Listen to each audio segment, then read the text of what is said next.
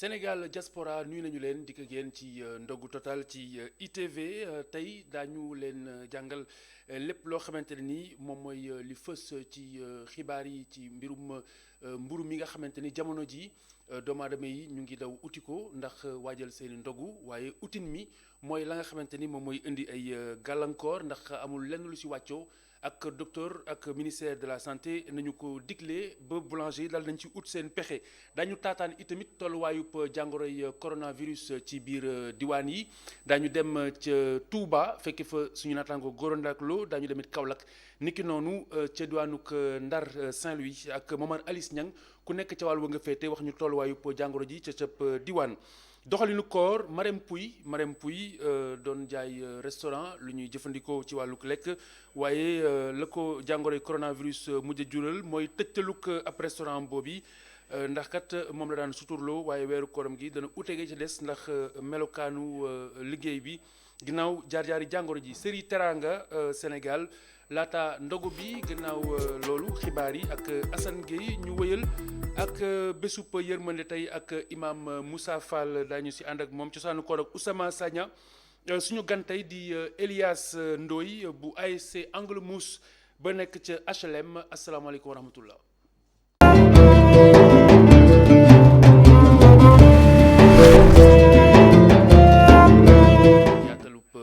ndogu total li ñu koy tàmbalee nañu ko baaxoo mooy waxtu ndogu li ñu ngi ko jàpp ci 19h27 maanaam bu juróom-ñaari waxtu ci ngoon tegalee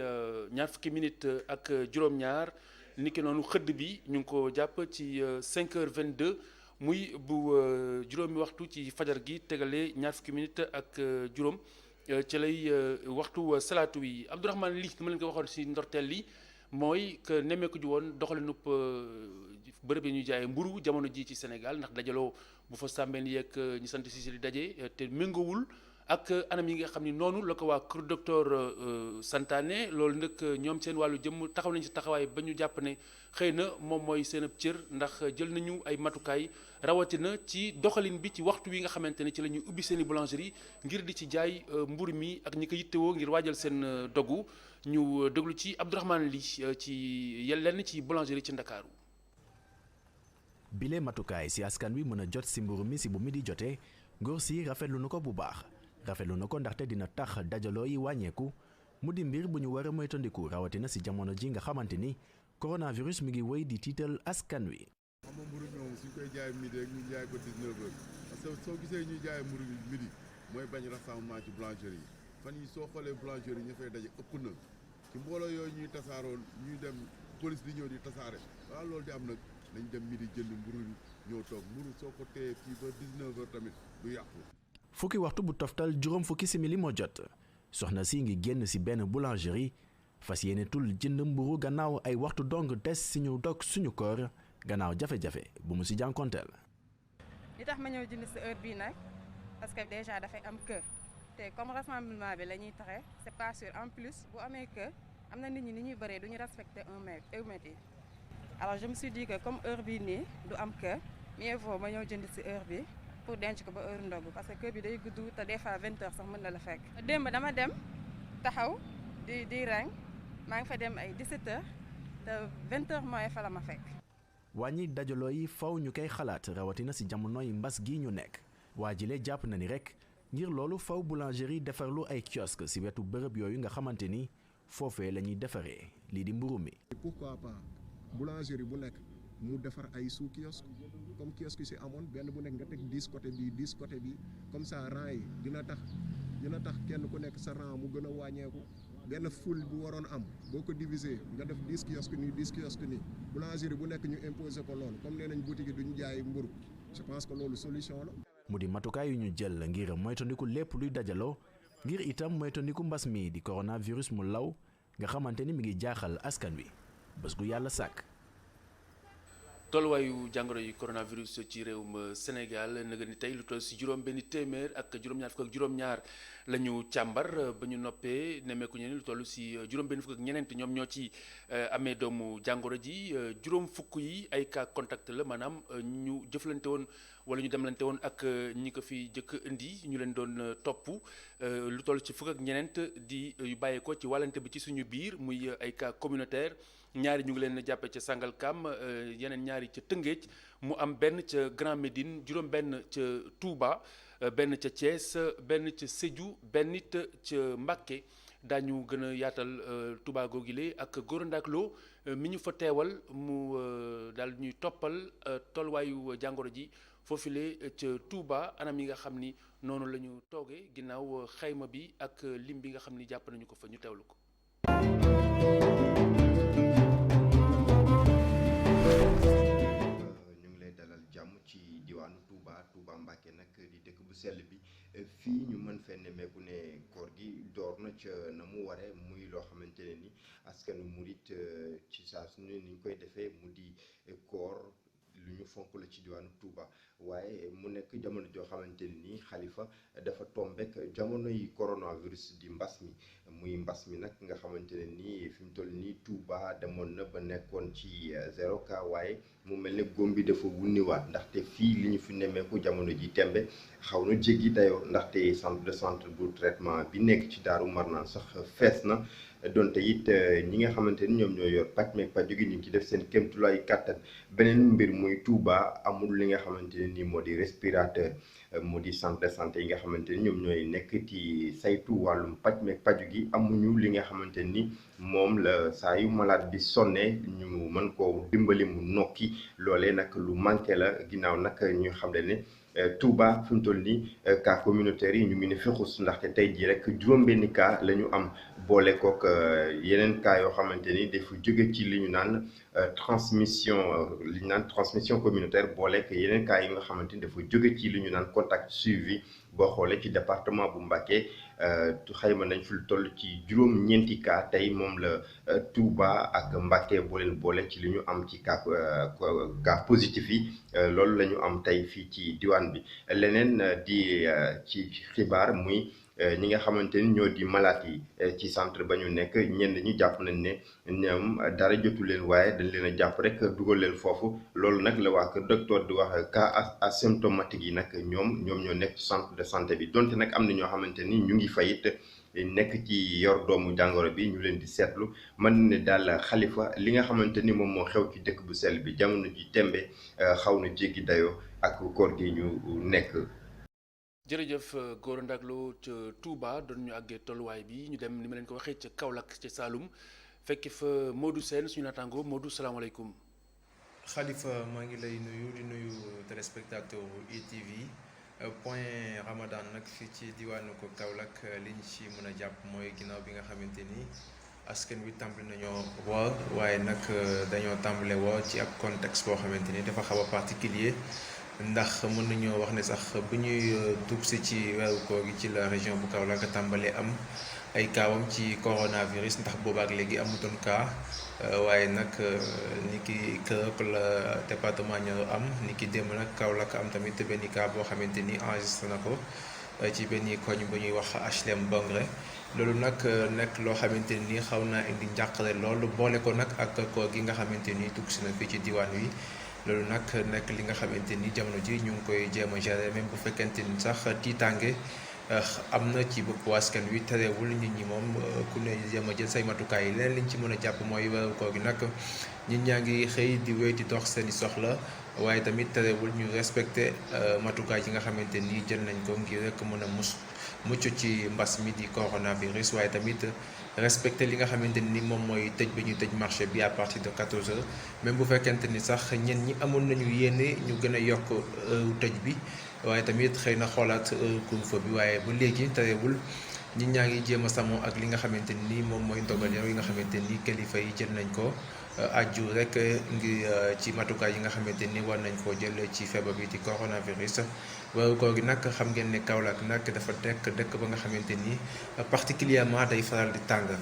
donc day metti loolu ci ñi nga xamante ni ñoo fi nekk di fi woore loolu nag tax na sax parfois nit ñi di gën a jëfandikoo li nga xamante ni moom mooy lu sedd lu ci mel ni glace loolu nag ñaare gis nañ ne am na fi ndax Kaolack c'est une très grande ville donc loolu nekkul loo xamante ni problème la fii waaye luñ ci mënti doon moom gars yi ñu ngi ci weeru koor gi di jéem a góorgóorlu weeru koor koo xamante ni dañ cee dugg fekk juste région bi di am ñaari cas ci feebar bi di coronavirus. Modou Sène daanaka booy xool lu toll ci fukki minute ak juróom rek moo des ci ñu diggante ak ndogu li ñu jàpp ci 19h27 ñu yaakaar ni xëy na balaa boobu ñoom Assane Niang dinañ indi tàndarma ak yu ni méngool ndax ñu ñuy bëgg a fàtte waaye balaa ñuy dem ndar xëy na bu ñu demee ndar ba dellu sekoon xëy na ndogu li accès ngir ngeen mën a bàyyi xel surtout si leen yeeg ñooñu ci li nga xamante ni moom mooy li topp ci xiif mooy suur kon ñu dem ba ndar fekki fa suñu natango Momar Alice Niang. asalaamaaleykum Khalifa jërëjëf ci lu jëm ci jàngoro ji di coronavirus fii ci diwaanu Ndar liñ ci wax rek moo di que ni fi daal boobu ba léegi gëj nañ fi nemmeeku cas yu yees ñu ci sant yàlla am na nag ñoo xamante ni ñu ngi leen confiné ci ay hôtel lim bi tolloog fanweer ak juróom-benn ñoo ñëwee waa Kër Docteur ñu ngi topp seen wér-gi-yaram bu baax a baax leneen li nga xamante ni mën nañ ko wax moo jëm ci masque yi nga xamante ni. mairie bu Saint-Louis doon na ko jébbal ñi nga xamante ni ñoo di population yi lu tolloog juróom-benn junni masque jot nañ ko séddale ci waa dëkk bi ci séddale boobu nag amoon na campagne de sensibilisation bu am solo bu ci toftalo woon mu jëm ci tout tànk yi ndaxte dafa am ñoo xamante ni dañu faratal di jël masque yi di ko jox xale yi loolee nag mairie bi jàpp na ni moo di encourager leen ñu génn ci biti donc xale yi kenn war leen a jox masque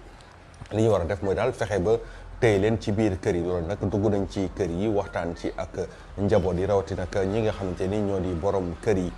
ci lu jëm ci wàllu grande surface yi foofee tamit askan wi ñu ngi ñaan daal autorités yi ni ñu jëlee ay matuwaay ci marché yi nga xamante ni juróomi waxtu ci ngoon rek ñu tëj léegi nag ci jamonoy koor gi ñu nekk gis nañ ni grande surface yi ak bërëb yi nga xamante ni fa la ñuy jaayee mburu mi dafay fees del ak nit bëri nit boobu nag di waral nag distanciation sociale bi kenn du ko mën a respecté ci yooyee nga xamante ni moo di bërëb yooyee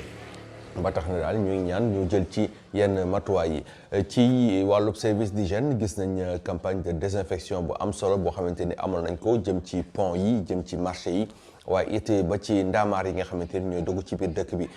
ci ñaari pont yi nga xamante ni fa la ñuy duggee ci biir commune bu Saint-Louis bu oto yi ñëwee dañuy wàccee passagers yi wàccee chauffeur si désinfecté oto bi bu baax a baax ba pare nit ñi soog a mën a yéegaat loolu lépp nag ñu jublu ci xeex li nga xamante ni moo di mbas mi nga xamante ni sonal na askan wi Khalifa Diakhaté. jërëjëf Momar Alice Niang ñu woy ba tey di ànd ak yéen ci seen ndogu total jëm ci waxtu ndogu wi ñu jàpp ci 19h27 minutes.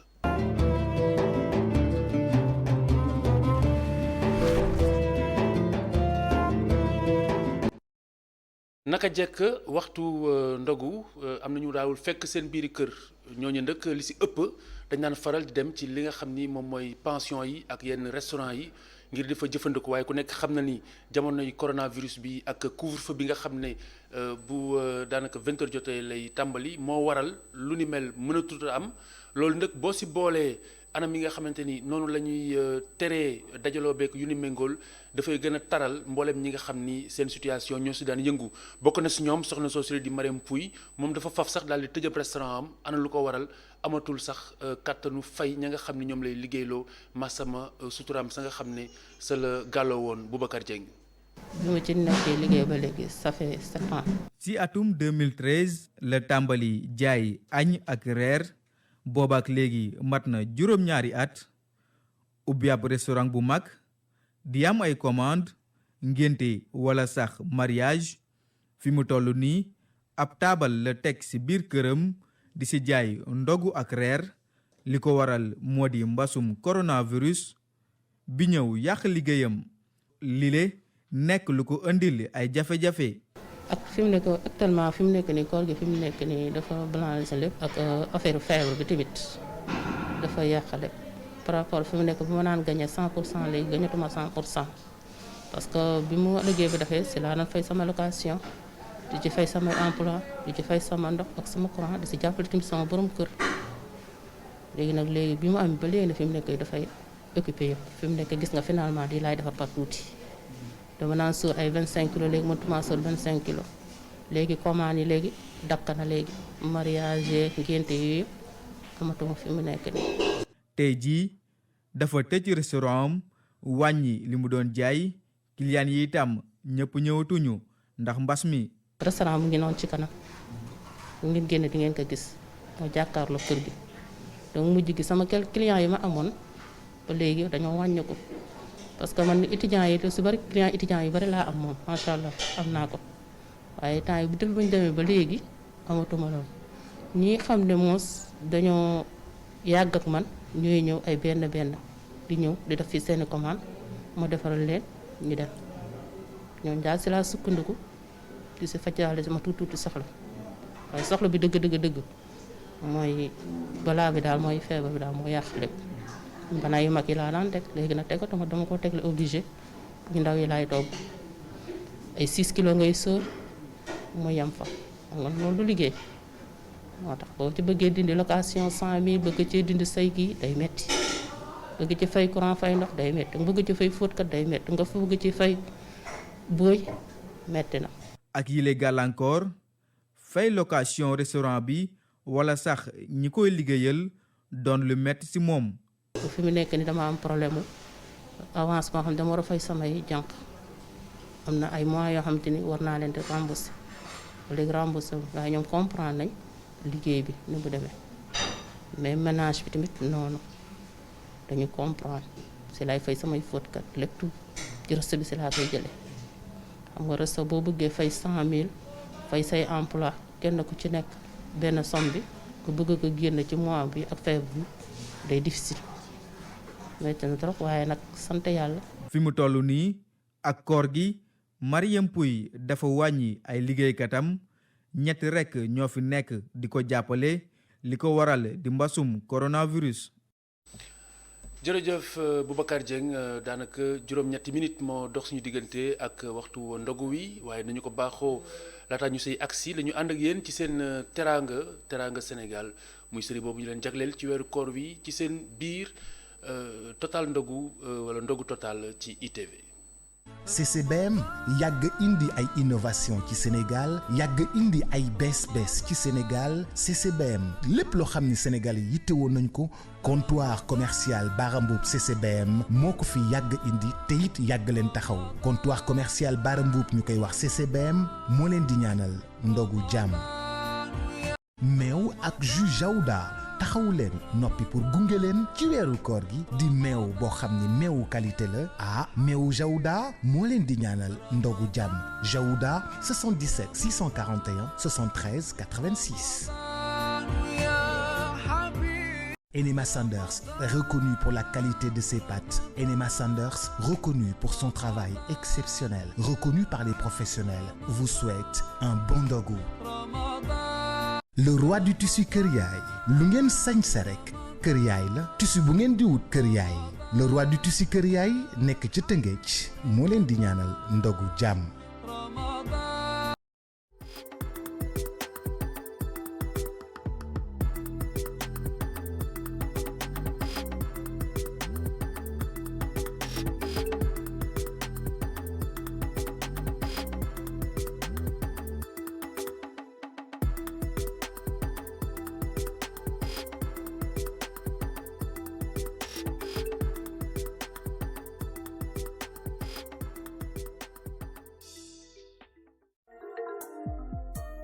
nii réew mi doxee ku ne soxla ay saa yu lay bégal ay saa yu ànd ak bànneex ak moom sa bopp naan bi tàng te neex Teranga meññeefu café yi gën lañu ko defaree te Teranga neex lool ñu taamu ko ci waxtu wu ne qualité bi mu àndal moo tax mu gënal ñépp ak Teranga mbëggeel bu wóor ak déggoo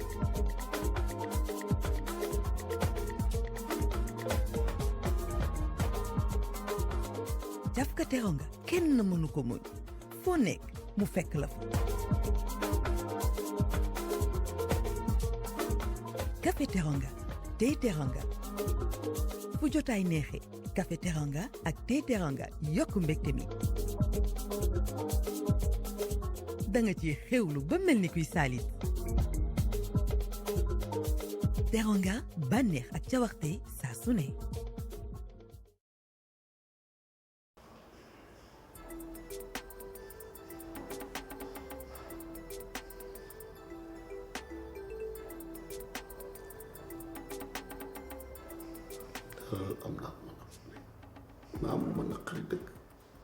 xam ne parang du mu toog seeni kër fu ne ñu dugg fa mais li jigéen koy def sax doo sëy mais jigéen day toog këram. waaw. yaa ngi waaw. mbaa du koor gi dara jàpp. déedéet koor gi jàpp ma de. waaw koor gi jàpp ma de yàlla xam na ko. avion yi may dugg voyage yi may dem ak yooyu mooy tax ba du ma tala lekk. wallaahi koor gi moom macha allah tey mettiwul wax dëgg yàlla. wallaahi. waaw dem ba suba incha allah.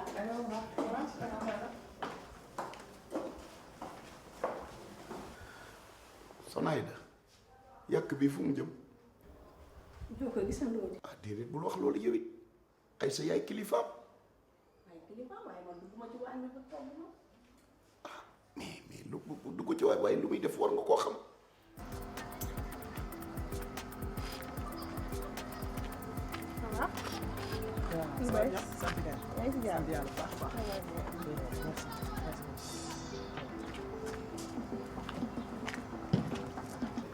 ah voilà Aïssa toog Aïssa maa ngi doon waxtaan ak sa yaay sax yàq bii di dem sa yaay war naa xam fi nga ko jëme man mii war na maa xam fi yàq bi dem ndax nag Aïssa bul fàtte na maay sa kilifa. kilifa woon. kilifa woon nag. ah waaw du yaa ma wàcc. waaye idda gi matagul. déedéet. soxna Aïda idda gi mat am 4 jours ci tey mat na sëkk. déedéet soxna Aïda idda gi matul de. waaw léegi man dama ne dama leen di dimbali nga naan yaa comprendre xam nga lan la idda bi jeex na ba am 4 fan ci tey. ñeent jëlee sa calendrier nga xool bu baax. waaye léegi xam nañu def léegi jeex d'accord na idda gi mat na jeex na man lu ngeen bëgg dinaa leen ci fekk si insha allahu rabbi fekk maa ngi dund lu ngeen bëgg dinaa leen ci fekk si léegi dina yónni ay kilifa ñu takk si waat. déet dafa ndànk may ma sama temps ba si kanam ma gën a réfléchir. waaye ay sa looy réfléchir yow it. may dem ci wàllu bés. soxna ay déedéet xale bu mu dem ay sa toogal xale bi soxna ay da wax xale bi dama koo bëgg. ba ngeen di gisante di bëggante fekkee ma ko di te yéenay sëy seen si. ay waay bul wax loolu jàpp ci soxna ay da jàpp ci. tey si ma xam xamal la maa rey tey Texaco la nekk si fa rouge bi noonu léegi mu taxaw di yelwaan jékki-jékki rek ñaari rapport jóge fee ànd di dox xarit ngaa ko beleen day jékki-jékki ku nekk naan tey ay tim laa bëgg ñi naan ay tey ji ay tim laa bëgg pour affaire yooyu ku nekk di expliquer romb silmaxa bi daal moo bàyyi la ba ñoom ba ñu dem rek mu taxaw waaye ku may sarax ay tim yi ma yóbbu kër ga waaye waaye ku ma sarax ay tim moom xam naa pizza sax la ko tegoon. Bonsoir les enfants. Bonsoir papa.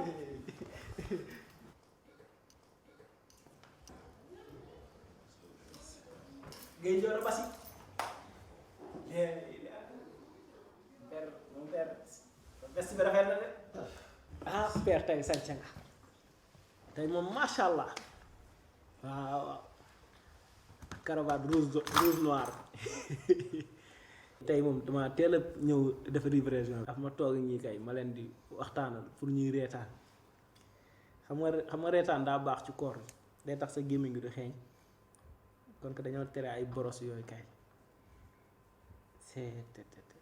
père yow dangaa tàng de xaaral tey ma may la benn nga reetaan père xool kii sama benn xarit la seex lu tudd seex daa tëdd ba xaaju guddi jabar ji tëdd mu bëgg sàcc takkaayu jabar ji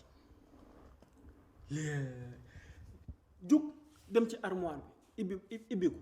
ci lëndëm jooju na jabar ji fekk ko fa ak ay kuur vip woy sàccee vip rek seex daw nga foogoon foofu la yam suba teel jabar ñëw fekk seex toog léegi na ko waa nijaay dim xanaa déggoo ma ak sàcc bi kuur laa ko dóor ci kanam rek seex ne moo gis naa leen de moo tax dama ree ba sama kanam gi neew yi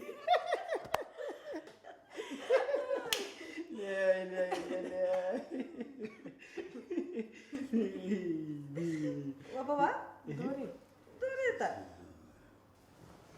Maman. oui quoi. S'il te plaît, il faut aller vérifier si café bi des na quoi. Pas café bi des na. Maman, il faut aller vérifier, j'ai dit. Khady, Il y avait une chemise que j'avais laissée là-haut là ce matin. Il fallait voir ndax wow na quoi. wow na boo wéer ko bu yàgg. Adi, il faut aller vérifier s'il te plaît.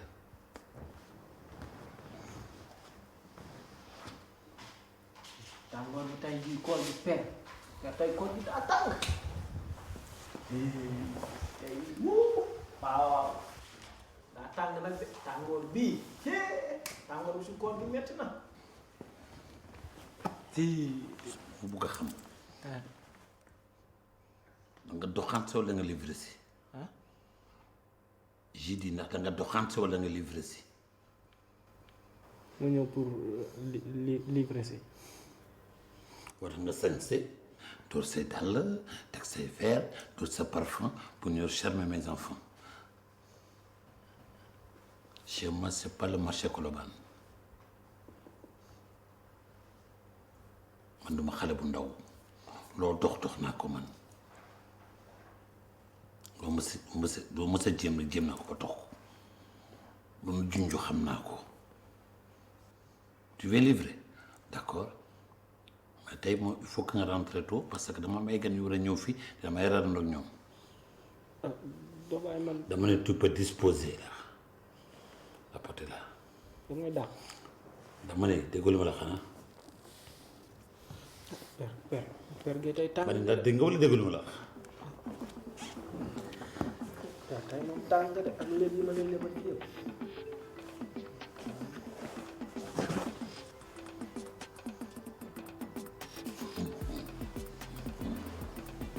Ce plateau permet quoi da ngay may lu tuuti ñu jël lu rëy je crois qu'il vient de n'importe quelle heure chez moi non ça passe pas non chez moi dafa am moo ko bëggee te ça passera pas comme il le veut ça passera pas.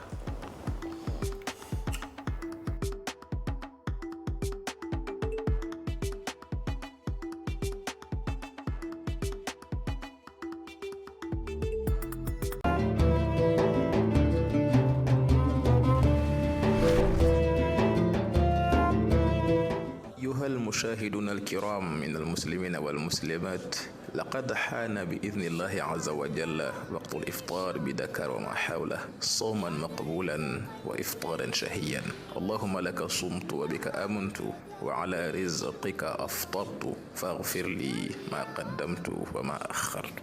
مع القرآن ترتيل وذكر بسم الله الرحمن الرحيم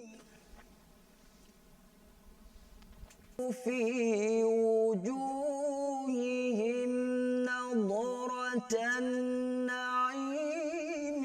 يسقون من وفي ذلك فليتنافس المتنافسون صدق الله العظيم مع القرآن ترتيل jërëjëf mbokk yi kon ñu ngi ci ndogu bi jamono ji nga xamante ne ni maanaam ñu ngi julli timis ginnaaw bi ñu ndogoo pare ginnaaw gi ndëkk ñu war a jëfandiku googu ndëkk yenn saa yi mën na jur aw lor ndax xam nga boo lekkee ba ngoon war na am yoo xamante ne nii warul ci saw yaram am yoo xamante ne nii gën na ci saw yaram loolee waral Sofia Ba diiru weeru kooru yépp ci ndogu total dina ànd ak ñun ak ay spécialiste ci anam yi nga xam ni noonu la ñu war a moytoo suñu ndeyjoor rawatina si leen yi waaye tamit noonu la ñu war a sàmmunteeg diggéey ñi nga xam ne ñoom ñooy nutritionniste yi wala diététicien yi loolee waral tey Sofia Ba waxtaan ak ñun ci anam yi nga xamante ni ku amee yenn jàngoro yi rawatina diabète noonu nga war a doxalee.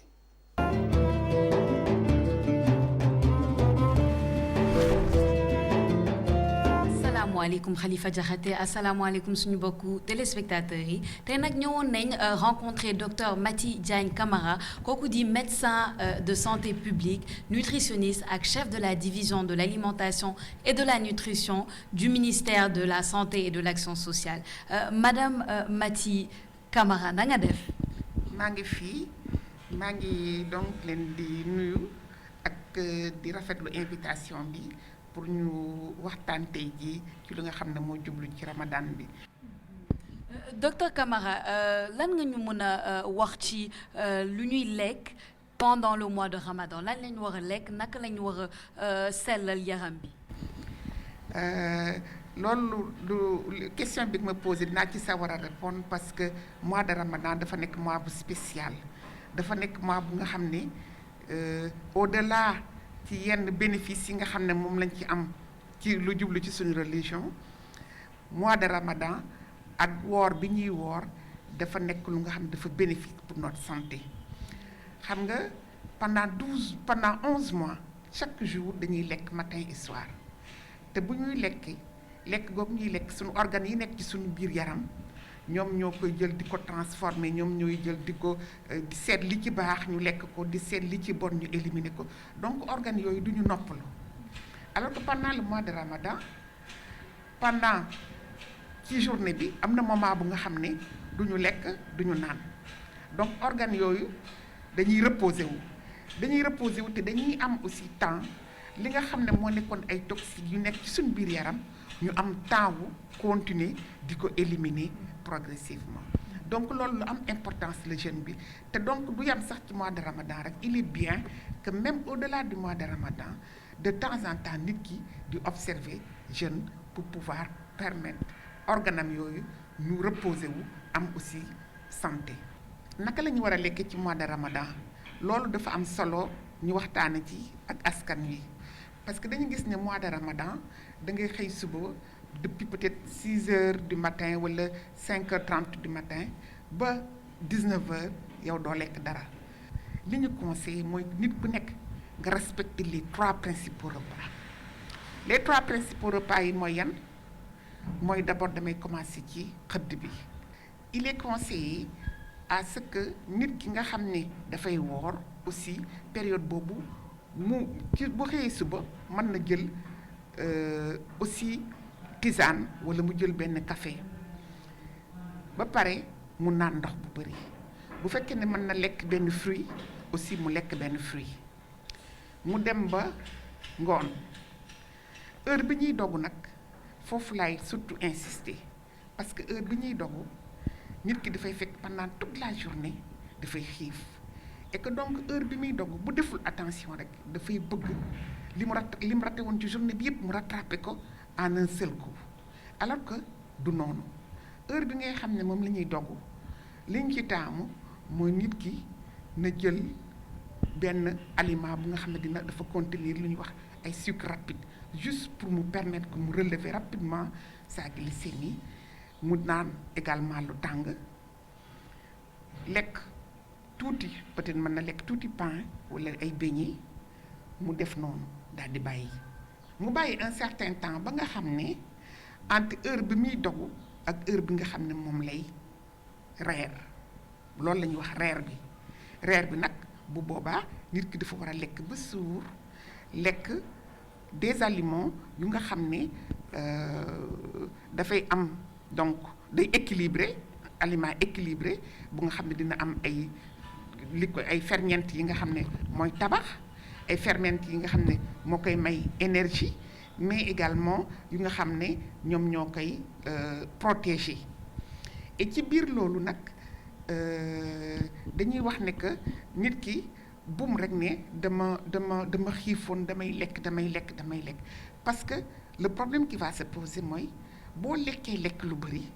xam nga diggante heure ci période koor guddi gi dafay xaw a gàtt donc su fekkee da nga lekk lu bari aussitôt nga dem tëdd doo am temps wu digérer correctement li nga xam ne moom nga lekkoon mais li ñuy gën a wax mooy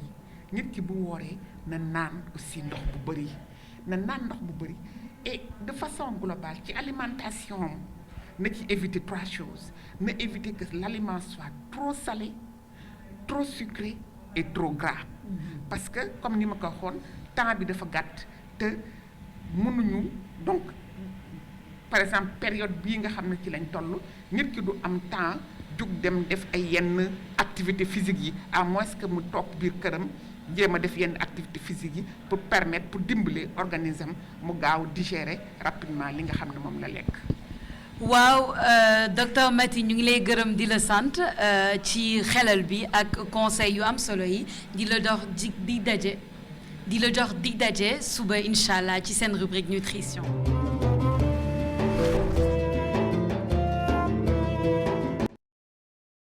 asalaamaaleykum wa rahmatulah. wa rahmatullah. Mame Moussa Fall ba tey ñu ngi si ay bésu yërmande bi. ay bés yërmande bi nag dafa am yu bari yoo xamante ni daf siy gàllu. am na loo xamante ni wax nañu ko mooy ab julit dafay saxoo muñ googu noonu dafa am lu mu laaj ci ay effort nag balaa moo safe mu sax boobu la moom la tubaab di dippee endurance muy lu am solo waaye tamit patience parce que dañuy wax sax ci alxuraan firikat yi bu ñu koy wax ci nasaraan dañ naan Dieu est avec les patients waaw muy lu am solo loolu ponk bu am solo boo xamante ne nii daanaka dafay baax ñu xamal nit ñi lan la leen lislaam dénk wala lan la leen baaxee ci li ñu war a sàlloo pour mën a saxoo endurance boobu la wallahi jërëjëf Haj Khalifa ñu ngi nuyu kilifa yëpp di nuyu mboolem téléspectateur ITV di kontaan ci dajo bi macha allah ni nga ko càmbare am na solo macha allah muy sabru la ko arab di wax muy patience wala endurance dafa nekk point bu am solo boo xam ne ci dafa dugg ci yuqu jaamu yàlla bu ci amul rek du dem ndax mooy tax nga mën a toog xaar yàlla fa nga nekk waaye itam nga xaar ko ci condition ya nga koy xaaree waaye nag suñu borom di dikk ne képp ku ko fa xaar ci condition yooyu ànd ak dogu ànd ak yéene bu sell incha allah dana la fa fekk taxawu la di nga obtenir gain de cause ci kaw bu amee ànd ak endurance dama dégg benn jàngalekatu murit muy cité Cheikh Ibra Fall waaw ci li mu jàngale ci patience effectivement rawatina ci ndaw ñi c'est ça mu ngi wax naan ndaw ñi dañu war a sàlloo ji koy tan effectivement ndax aw tan bu meddul du laal c'est ça day xaar bu mu medd waaw nee na aw tan bu meddul du laal te bu meddee dana oowi ay moroomam wallahi ndeysaan ay mbokkam du ko sëqatoo moom kese bu oowi mbokkam ba noppi chef ba borom baat bu weex bi ak catalaa fi mooy jëfandikoo ba noppi bu jëfandikoo ba pare nee na ña nga xamante ne ñoo ko gis ki ko gisoon te oote ji woon dafa danay dem bokk ak ay moroomam mu ne waaw la mu doon jàngale foofu mooy ndaw yi tey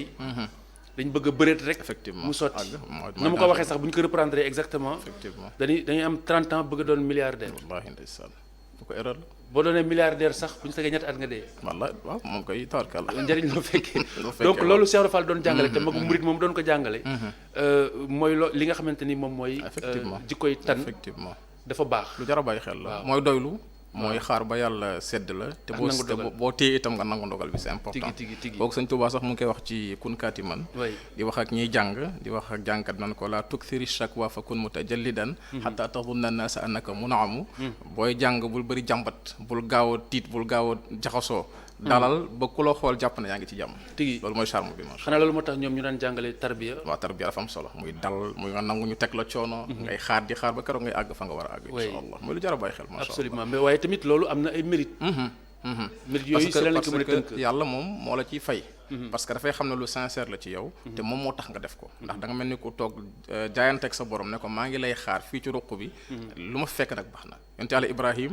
noonu la def ak soxnaam Hajara xëy rek bàyyi ko ci àll bi ndaw ndax mission bi ko yàlla jox mais soxna soosu keroog ba mu muñee ba yàlla fay ko tey jaabante ba mu doon jaabante diggante Safa ak Marwa moom la ko yàlla fay tabarakallahu tey benn jigéen du dax Safa ak Marwa ndax muñ bi soxna si muñoon waaye itam Ibrahima yàlla fay na ko aj rit yi ci am yëpp day delluwaat ci moom Seydina Muhammad dafa ñëw nekk yonent ñu ne ko doo réinventer la roue ci wàllu tawxid muy unicité divine dañ ne ko wattabi millata Ibrahima hanifan toppal inspire-toi du modèle de Ibrahim ndax réussir na ko ba noppi li ko may mooy muñ ndax dafa muñal soxnaam muñal yàlla dem ci àll bu boobu kon xaar fa yàlla ba yàlla fekk ko fa masha Allah kon am solo effectivement c'est ça biologiquement ak seen yéene moo tax yàlla fekk si ko tigi c'est ça jërëjëf alimam waaye comme dañu nekk si weeru koor am na diggante bu am ci muñ googule ak la nga xamante ni moom mooy koor waaw muy kóllëre goo xam ni gu jege la gu ratax la kooku Yonent bi alayhi salaam moo ko jàngale moo ne koor mooy un quart ngëm fu mu ko teg mooy dafa ne as-sawmu nisfu sabr koor mooy genn wàllu muñ demaat ba mu yàgg ne as-sabru nisful iman ngëm mooy genn wàllu muñ mooy genn wàllu ngëm koor mooy genn wàllu muñ mooy genn wàllu ngëm kon koor mooy un quart ngëm ni koy déggee mooy munoo woote muñoo muñ nag da ngay muñ yu neex yi muñ yu naqari yi ñu bari dañoo foog ne muñ yu naqari rek a am mais muñ yu neex a jiitu muy tentation yi nekk ci sa kanam muy lekk beeg naan beeg yu ci aju yëpp nga muñ ko waaye itam muñ ak coono yi ci nekk na suñu borom subhanahu wa taala ne boo muñee li ko Seydi Hadj Maag di wax ci benn xasida bu am soo naan wa sabru an shahawati nafsi thumma ala masaibi rabbina fi hadihi daari da ngay muñ ci yi la bakkan gaar dooga nag muñ nattu yi la yàlla teg boo ko defee rek suñu borom fekk si la loo muñ ngir yàlla nag yàlla fay lu ëpp insha allah te muñ dafay loo xamante ne nii bu ko làmmiñ tuddee rek taxu na déedéet doo ko def di nga dégg ko ne lu nekk muñal naa nangam as-sabru inda sadmatil ula waaw kay bu ko tuddee rek mooy taxu na bu ko tuddee mooy la nga muñoon sax c'est ça yàqu na safeetul yàqu na da ngay muñ ca choc ba ca ba mu taree nga muñ xaar fa yàlla tigi jërëjëf alimam am na solo waaye ni ñu ko baaxoo balaa ñoo tàggoo nga baaxee ñu naafile yi nga xamante ni mooy naafile ñeenteelu guddi gi parce que xam nga bu ñu nee ñetteelu fan bi tey si koor effectivement ñu ne ñeenteelu guddi gi sama classe gi mën nañoo jaxasoo waaw loolu nan lañ ko mën a la nuit précède le jour su dee ci diine islam léeg-léeg ñu dem ba àjjuma alxamis ci ngoon ñu ne guddi àjjuma donc tey dañu naan ñeenteelu guddi suba mooy ñeenteelu bëccëg kon moo tax ñu naan naafilay 4e nuit li ñu ci wax nag mooy da ngay def ñeenti rakaa def ko ñaari sëlmal tabarakallah raka bu nekk fatiha ak qul ya ayyuhal kafirun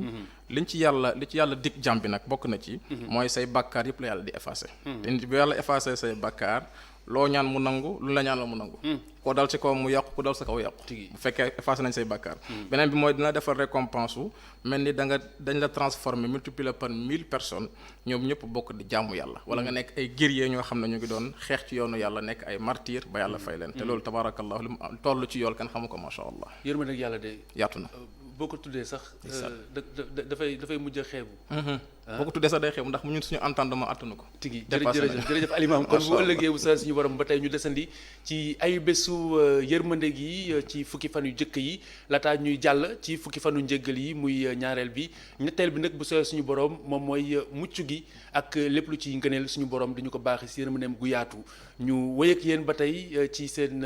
ndogu total ci ITV.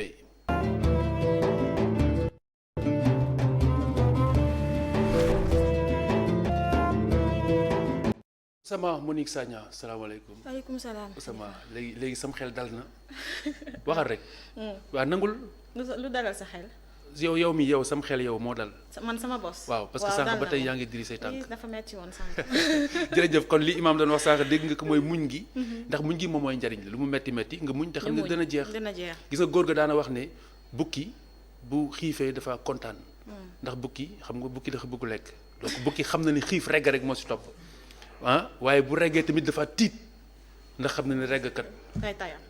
déet boo reggee xiifa si topp moo tax moom bu reggee day tiit waaye bu xiifee day kontaan kon tey jikkoy bukki nga sàlloo tey waaw mën nañu wax jikkoy bukki mais tuuti rek jërëjëf Osama Monique Sagna kon li nga xamante ni moom nga yittewoo tey ci cosaan ak koor bu ñu ne cosaan ak koor dafay dellu si yi ñu baaxoo def dellu si yi nga xam ni maanaam dañu ko tàmm mooy tàmm yi ak li nga xamante ne nii cosaan la donc yaatu na mën na nekk tàmmeel bi nga xam ne peut-être aada la rek mën na nekk aussi diine bi moo ñu si obligé ñu koy def te bu ñu duggee ci weeru koor pratique yooyu dafay bëri. waaye tey nag lekk wi. moom moo ñu motiver parce que bu ñu gisee ne weeru koor mu ngi ñëw ñu si bari dañuy yeesalaat seeni vaisselle. ndab yi waaw yeesalaat kaas yi. ngir waajal ndogu yi n'est-ce pas donc loolu mooy gëstu tay bi ñu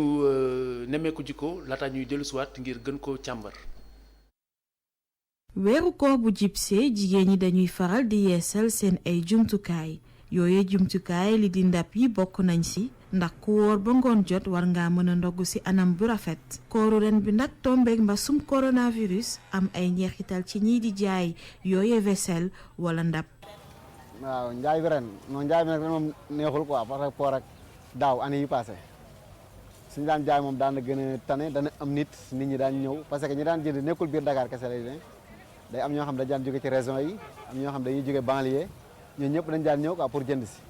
mais par rapport ak coronavirus bi ren déplacement bi du bëri quoi moo tax nit ñi dañuy yem seen koñ rek te loolu avantage si jaaykat yi. Caroline Diop di yëngu ci jaayum ndab lu ni mel lay firndeel. moom mii di jaay ci buntu këram fii ci Fass Casier di xamle ni daaw moo dàq ren. daaw de moom moo ëpp njarta ren moom daaw moom li ma jaayu ma ko ren te daaw moom ñi doon def garde bool yëpp dañu ñëw jënd ren jaay naa nag waaye moom li ma jaay daaw moo ëpp. lii di vaisselle yi nag am na bu baax ci marché mi ndaam sax jëndkat yi lañu gisul teewul ñoom ñiy jaay saa suñu xëyee dinañu lal seen table tey dundee yaakaar. alors Ousama Monique Sagna ndab yi xam nga am na marché yu bari yoo xamante ne dafa tëj. am na marché yi nga xam ne dafa tëj nag lu ko waral coronavirus bi moo ko waral dañuy tere rassemblement bi te marché yi dafa nekk ay lieux publics yi nga xam ne mbooloo mu takku dañ fay daje ay bés donc looloo tax yenn marché yi ñu tëj ko loolu aussi moo tax ñu bëri gisuñu seen ay clients pour ñu ñëw yeesal seen ay ndab wala seen ay vaisselle donc clients yi ñëwuñu ci marché bi nag dañoo ragal wala xaalis moo amul loolu yëpp a ngi ci daal en tout cas. oui mais bu fekkente ne ni marché yi tëj na du jigéen ñi rek ñu war a teral seen i gan gan amatul. war a teral seen njaboot ak seen i borom kër am na ñoo xamante ne dañ si daan jaay dañ daan jëndi di jaay. ñooñu tamit affaire bi affecté na leen. waaw ñooñu tamit affaire bi affecté na leen mooy ku si mel ni soxna soosu nga xam ne ci buntu këram moom lay jaayee vaisselle yi day dem jëndi. ci grossiste yi ñëw toogaat foofu ci buntu këram di ko détail waaye ñoom ci approvisionnement bi amuñu si loolu problème nag bagage yee ngi fii lu amul kañ mooy nouveauté nag commerçant yi dañ daan faral bu ñu jub see weeru koor ñu dem jëli ay bagage yu bees ñu andi ko mais ren nouveauté yooyu la ñu gisul yu fi nekk stock bi fi nekk la ñuy jaay mais stock bee ngi fi ñoom ñu ngi approvisionné wu problème bi kañ mooy gisuñu ñu ñëw laaj leen ñaata loolu mooy le seul souci par benn la ñuy gis ñuy ñëw. Koré gi dina métti de. waaw ne ñoom daal ñi ngi naan peut-être que comme ñëwuñu yeesal seen ay ndab ci biir koor gi peut-être fii ak ñuy jublu ay koriteeg yooyu dinañ ñëw parce que jigéen ñi ñoom dañuy faratal suñu nekkee ci moment yi ñu ñëw changer def ay carafe def ay tasse def ay assiettes yu bees ay verre changer ko daal nag bu ñu wooree ba pare dafay neex comme moment de partage la. en famille nga boo yàq ci lu rafet day tax nit ki gën a sawar xewlu daal. corona war nañ kaa muy lu de. mais tamit beneen motif dafa am actuellement lépp dañ ko digitaliser même vente yi dafa nekk des ventes en ligne. mu am aussi ay nit yi nga xam ne dañuy jaay maanaam léegi booy jënd. jarul ngay dem ci marché merci. da ngay jënd ci internet. da ngay jënd ci internet am na ñoo xamante ne dañuy yor seen ay page Facebook wala ñu yor seen ay WhatsApp professionnel di ci poster seen ay vaisselle seen ay xarit di laajte bu ñu laajtee rek ñu livrer leen. looloo tax aussi ñu nekk ci marché yi loolu dina leen impacter tuuti peut-être ñoom aussi dañoo war a se mettre à jour di def comme ñeneen ñi nu ñuy def di poster seen ay marchandises. nag comme nu ko waa ji waxee ki nekk marché HLM. ñiy jënd ci ndab yi du woon rek Dakar. mais dañu daan jóge ci région yi dañu daan ñëw ci fii Dakar di ñëw marché HLM wala yeneen marché jënd ay ndab di dem mais comme transport interurbain bi dañ ko dakkal yooyu client gi suñu leen waaw mais bu boobaa am na beneen solution bu fekkente ne ni nit ñi mënuñoo dem ak a ñëw matériel bi marchandise mën a dem ak a ñëw moo tax ma ne la ñoom am na ay auto bagage effectivement ñoom marchand yi nekk ci marché yi dañoo war a tam digitaliser seen ay njaay parce que digitaliser maanaam ñu koy jaay ci internet bi di ko poster ci seen ay WhatsApp wala ci seen ay page Facebook parce que ku mel ni Oussama day dem moom peut-être maa ngi utiliser jumtukaay xarala yi ma dem jënd samay vaisselle posté ko en ligne man damay am benn lu ma leen rawee ñoom nag dañuy toog ci marché rek di xaar ay clients yi nga xam ne yenn saa yi Sénégal dafa bëgg buy jënd ab kaas ñëw mu xulli kaas bi ba kaas bi doy ka waaw yooyu yëpp la ñuy tere fu mu ne nii ak ci jamono ji ay manipuler ay yooyu yëpp ay dajaloo yooyu yëpp corona da koy tere donc li ci gën daal mooy tànn ak sa bët détail yëpp dañ la koy jox dañ lay jox matière bi sax dañ la naan porcelaine la wala aluminium la wala nickel jox la njëg bi loo ci mën ci def nga valider ñu livrer la ko rek te doo jaxasoog nit te ku si dugal lu xóor comme internet la daañu la noté te bu ñu la noté dootoo amati client nag fii moom ku fi jaayee lu dëppoowul ak yoon moom dina yàq sa commerce xale yi dañ koy ce sera de bouche à oreille. te loolu moom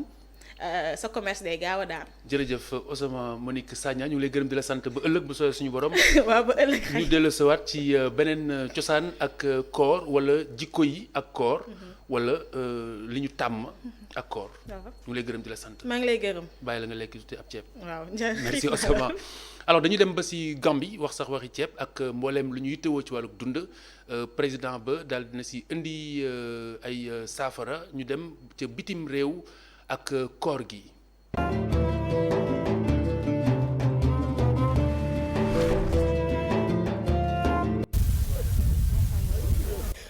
ceeb suukar diwlin wala farine ay million tonnes dundu la nguuru Gambie fas yéene séddale daa nekk waa réew mi ñëpp. We are mindful of the need for professional responses. pour Adama Barrow mi lancé joxe dundu gi ci wetu palais présidentiel Gambie xeex mbas mi ci fànn yépp la war a jaar. We will ensure that sama gouvernement dafa bëgg dimbali ñëpp ci jamono ju metti ju nu nekk rawatina néew gu doole gi moo waral ñu jot jàngat téeméer boo jël juróom-ñeent fukk ak ñeent yi ci kër yi ci réew mi ajoone ndimbal pour ñëpp am ci moo waral ñu génne koppar bu tollu juróom-ñaari téeméer fanweer ak ñetti millions dalasi countrywide. naka la ñuy seddale ndimbal bi njiitu réew mi wax ne léppay jaar ci yoon xaalis buñ jël dina wone fuñ ko dugal. And monitoring mechanism have been put in place. dañuy fexe ba lépp jaar ci yoon teg nañu ay saytukat fu nekk dinañ ci boole autorité locale yi identifier ne ay point fu ñuy seddale dundu gi pour ñu ko yeeyoo jot ci teg nañ fi itam ab comité buy saytu yëf yi. njiitu réew Gambie yokku ci ne mbas mi dafa fàttali ñëpp ne war nañ bay lu ñuy dundee ci réew mi. maa ngi ñaax waa réew mi rawatina ndaw ñi ñu gën a dugal seen loxo ci wàllu mbéy pour rekk ñu bay lu ñuy dundee ci réew mi na ñëpp booloo pour ñu yegsi ci lu nu mel. Together, let us make agribusiness a reality. si ab weer ak lu tegu ginnaaw bu mbas mi duggee ci réew mi fukki kaa kese la Gambie amagum fu mu ne nii sax kenn rekk dese wër waaye nguur gi bëggul am dara li ko bett. As at now. sama mbokku réew mi mbégte ak kontaante laa am pour yégal leen ne ci lëkkaloo ak banque mondiale jot nañu am matériel sanitaire bu am solo bu tollu ci $2 millions pour su ministère buñ dénk wàllum wérgu yaram jël nañu itam ay matuwaay pour am junni lal pour en cas bu amee explosion cas ci mbas mi ci réew mi yemuñ ci rekk laata loole jot nañu jënd matériel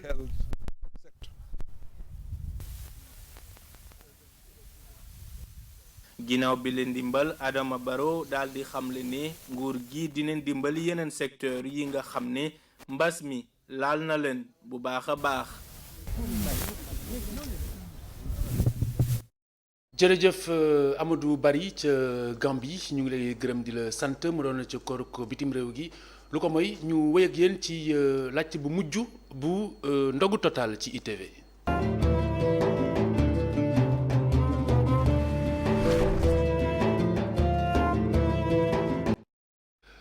tey suñu gan mu ngi bàyyeekoo HLM Angle Mousse ASC ba kenn ci ñoom di Elias Ndoye Elias asalaamaaleykum.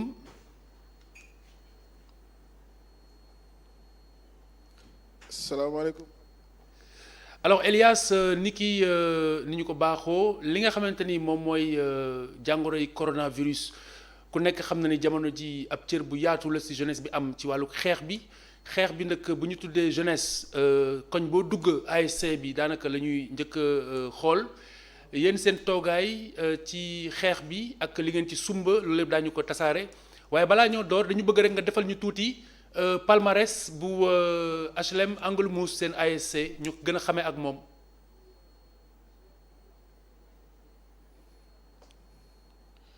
waaw Khalifa ñoo ngi ziar d'abord may ma nuyoo. di déwénal waa àddina waa Sénégal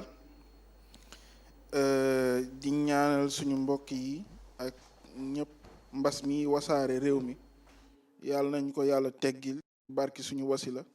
muy Seydi Aboubacar Sy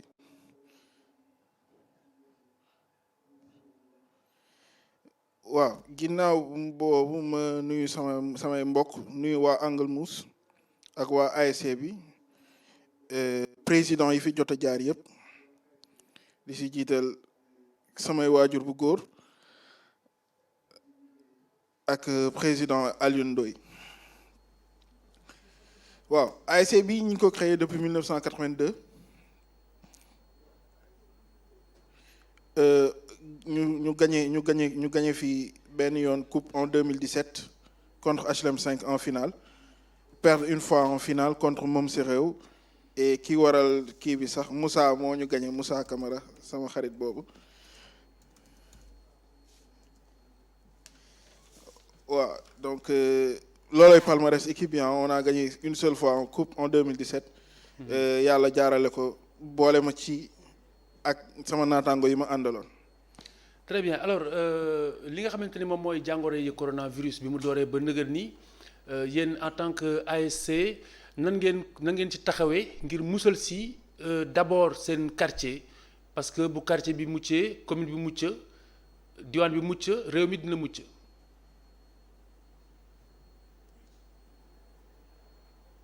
waaw fii HLM d'abord maire bi dafa lancé woon pour ñu jéem a def benn quartier 0 cas donc mu def ay comité sur chaque quartier HLM je pense am na 17 quartiers et chaque quartier am comité am HLM Angle Mousse am comité am ñi ko jiite suñuy papa waa ADICAM ñoom ñoo koy jiite et ànd ak chef de quartier bi ànd ak imam bi waaw ànd ak représentant ASC aussi. donc quartier bi actuellement ñoo ngi ci phase u sensibilisation donc ñoom ñi ngi nekkoon ci phase u xool les familles les plus vulnérables par rapport à l'aide de l'État maintenant ñu ngi ci phase de sensibilisation et ASC bi dafa envisager les week-ends à venir de doter de chaque maison des masques et des gels antiseptiques pour xeex Covid bi. Comme tous les ASC le font, j'ai vu Dames l'a fait la semaine passée et tous les autres ASC ñu leen di invité ci xeex bi parce que mbas mi moom sonal na àddina bi yëpp waaye ñi fi jóge yàlla na leen yàlla yërëm ñi nekk ñi ñuy faj nii yàlla na leen yàlla dimbali ba ñu jug dellu seeni kër et yàlla yemale ko fii wax dëgg yàlla fu mu toll nii ñun Sénégal àtt nañu yenn mbas yi donc yàlla nañu yàlla suturaal ba mu yem fii. waaw yéen seen koñ bi ngeen tàmbalee li nga xamante ne moom mooy sensibilisation bi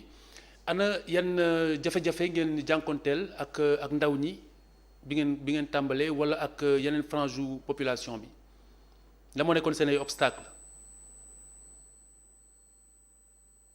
à part famille boobu jóge woon Touba ba pharmacien bi. boole leen je pense être policiers yi ñëw jël leen mettre leen en quarantaine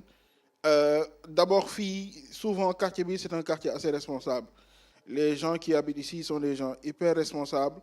et ñoom ñi ngi respecter les mesures d'hygiène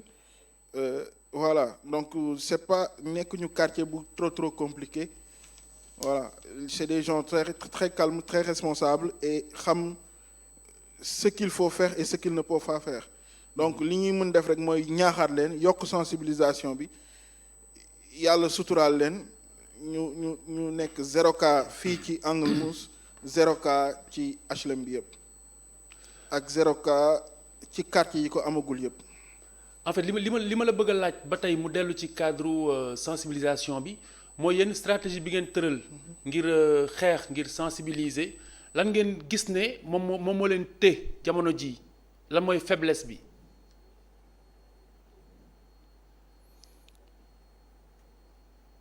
Faiblesse bi peut-être que c'est peut-être les moyens qui manquent un peu mais avec l'aide du maire et quelques bonnes volontés et de l'ASC nous en tant que personne morale on va essayer de contribuer pour aider toutes les couches. Voilà si quartier bi bon quartier bi nag ñi ngi sant yàlla bu baax donc mais dinañ dajaloo xam naa ci week-end bi incha allah pour sensibiliser et doter chaque famille des gels antiseptiques par rapport avec l'aide du maire et l'aide de l'État aussi les vivres donc chaque famille aura son lot incha allah donc on n'est pas un quartier très grand on est que 147 maisons donc war nañ ko mën gérer quoi. amu leen benn difficulté ak respect couvre-feu bi amu leen benn difficulté ak anam yi. ndaw ñi percevoir message bi pour vous daal fi mu nekk nii en tant que ASC gis ngeen ni seeni ndaw ñu ngi def lépp ngir mbir mi ngeen am si satisfaction. oui. Si tu m'as bien compris, je répète souvent depuis le début qu'on est un quartier responsable. Ndaw yi fi nekk c'est des gens cultivés et qui comprennent le sens de la responsabilité. Donc corona bi moom jommul kenn ñoom ñoo la ko gën a xam et ñi ngi respecté couvre-feu bi fii boo fi ñëwee à 20h tout le monde est chez lui et dañ koy wax tout le temps booy sax dañ koy café restez chez vous booy ñëw di seet si sax da ngay dégg suñu rakk yi naan la reste chez toi bu jarul ngay ñëw suñu kër loo ñu soxla woo ñu téléphone donc c'est un quartier macha allah foofu Angle Mousse et Angle Mousse noonu la mës a mel ça a été toujours comme ça c'est un quartier responsable et des gens vraiment voilà qui vit à la sénégalaise quoi. Très bien alors si wàllu bëccëg gi gis nañu ne li ñuy déplorer lu si bare yi mooy boulangerie yi ak nit ñi noonu ni ñu fay faral di dajee loolu sax la ñuy ubbee tey ndogu Total ci ITV est-ce que am na yu mel noonu yu ngeen di jànkonteel ci seen koñ fu nit ñi di dajaloo ngir di bëgg ut lu ñuy jëfandikoo boulangerie yi bu fekkente ni am na fa ndax am na lu ngeen si nisër.